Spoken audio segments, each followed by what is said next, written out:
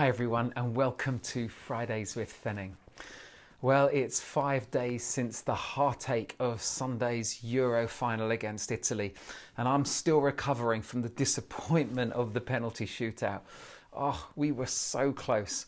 But I have to say, Italy were worthy winners and Gareth and the team did us proud. I mean, I found it quite moving watching Southgate hugging Saka and consoling him, having him being in that place 25 years ago, that he could understand, he could empathise and comfort this young 19-year-old footballer. But what Southgate didn't experience all those years ago, that Saka and Sancho and Rashford have this time, it is the racial abuse that's been thrown at them following the game. Not just on social media, but in other ways too. It's been horrendous. And I hope that a way is found to hold these people to account for what they've written and to ban them from attending future football matches. You know, something has to be done. And something has and is being done, not by the government or legislation, but by ordinary, kind-hearted people who have chosen to stand against the injustice and the hate and the aggression and chosen to do good. Now, it started on Monday with just a few post-it notes on a wall. Now, it's not any wall, but a wall in Withington in South Manchester. You see, the street artist Axie, who has previously painted this mural of Marcus Rashford to celebrate his amazing work in tackling child food poverty. There was this quote on the mural given by his mum, which reads, "Take pride in knowing that your struggle will play the biggest role in your purpose." And I love that. You know, it's so powerful knowing Rashford's own backstory of poverty.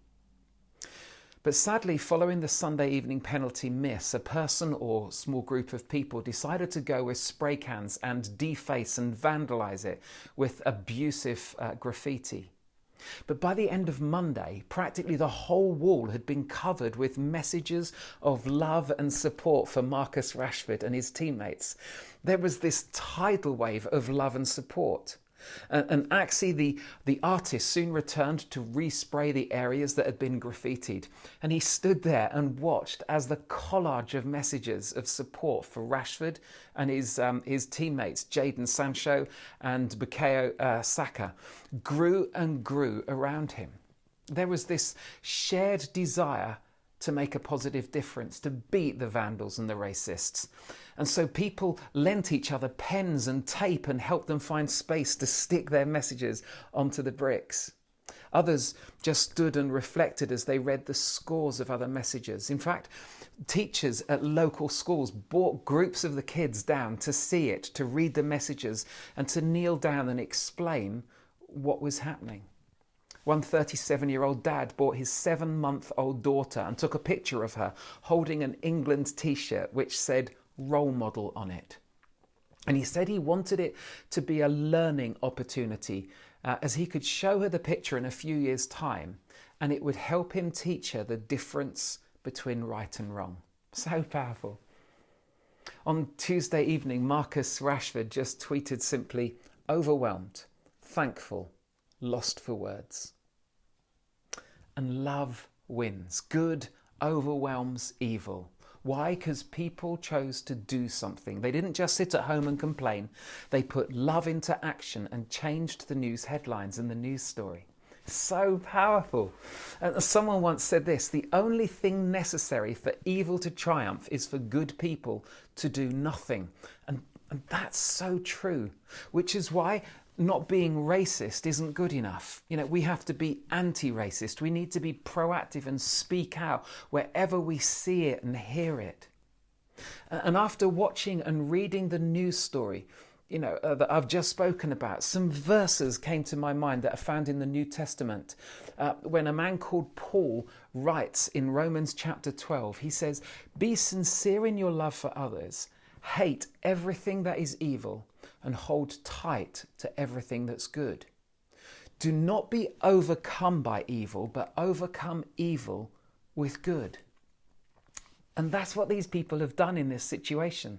They've hated the evil actions of these vandals and held tightly to all that's good.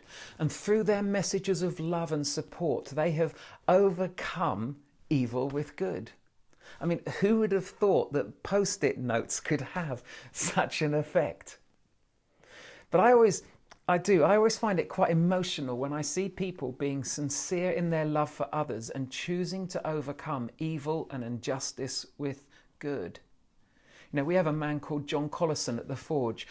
John came to faith on an Alpha course that his son had invited him to. And John's a very practical and compassionate man. And very soon he got involved in establishing a furniture bank to help individuals and families who are struggling in life and can't afford to furnish their homes. John has invested 4 days a week for years now, picking up unwanted furniture, restoring and mending it, and then giving it away to people who need it. You know, it should be the right of everyone to have a bed to sleep in, and John plays his part in trying to make that happen for families all across Mid-Suffolk. And if you talk to John about it, he'll often get quite emotional because this means so much to him. And he's helping to put right a wrong. And if faith in Jesus is to be living an active faith, then we have to take seriously those words of Paul, that we need to be sincere in our love for others, hate everything that is evil and hold tight to everything that's good. To not be overcome by evil, but overcome evil with good. You know, it's easy, isn't it? It's easy to look at the world and complain and tut at some of the bad things that are happening. But that's not good enough. God calls us to be difference makers, to bring a positivity, to not allow evil to win, but to help bring change for good. And why? Because we ought to? No, it's because we love. And so we have to ask the question, what does love require of me? Marcus Rashford, a 23-year-old footballer, has fought and is fighting to overcome the injustice of child food poverty in our nation. He is a hero, he's a role model, he's an inspiration, and he's overcoming evil with good. And my question is today, what part will we play in doing the same? You know, from post-it notes on the walls to negotiating policy changes with government and everything in between, we can all make a difference for good. So just ask yourself, where is there an injustice that captures your attention and captures your heart? That's often a great starting point.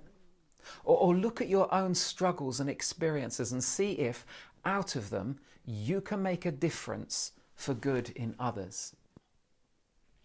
And let me finish this by reminding us of the wisdom from Marcus Rashford's mum. Take pride in knowing that your struggle will play the biggest role in your purpose. God has a good purpose for you and I to do. So let's not miss it. Let's overcome evil by doing good.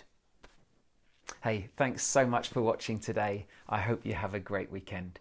You take care.